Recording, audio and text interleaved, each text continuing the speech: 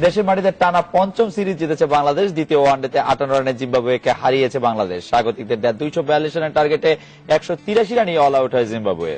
বোর্ডে 241 রান 300 না করার আক্ষেপ থাকতে পারে, দায়ী করা যায় ব্যাটসম্যানদের, কিন্তু 242 রান করতে পারবে জিম্বাবুয়ে এমনটা ভাবার লোক পাওয়া যাবে না। জয় এলো, তবে ছিল রোমাঞ্চ। সাকিব নেই, কিন্তু সানি ঠিকঠাক পালন করলেন নিজ দায়িত্ব। মাশরাফি মুস্তাফিজের ধরাশায়ী হলো টপ অর্ডার। রান আউটে কাটা পড়লেন আরভিন।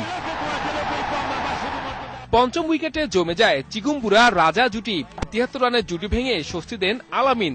কার্যত ওখানেই শেষ জিম্বাবুয়ে। সময়ের সাথে সাথে শুধু হারের ব্যবধান কমে।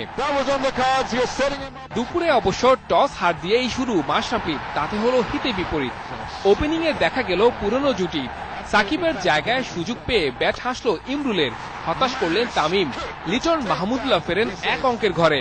শুরুর চাপ সামলে নেন mister dependable Mushfiq Imrul. 7 innings পর ডাবল ফিগারে ইমরুল 50 এলো প্রায় 1.5 বছর পর। এ জুটি যখন পথ দেখাচ্ছিল তখনই ছন্দ পতন। 21 রানে মুশফিকের বিদায়ের পর ইমরুল ফেরেন 76 রানে। ইনিংস মেরামতের চেষ্টা সাব্বির আর নাসিরের, কিন্তু বড় ইনিংস খেলতে ব্যর্থ হন দুজনে। সাব্বিরের 33 আর নাসিরের 41 রানে লড়াইয়ের পুঁজি করে বাংলাদেশ। 241 রান করেও জয় পেল বাংলাদেশ। 1 ম্যাচ হাতে রেখেই নিশ্চিত হলো সিরিজ জয়। Saiful Majumdar, Independent news.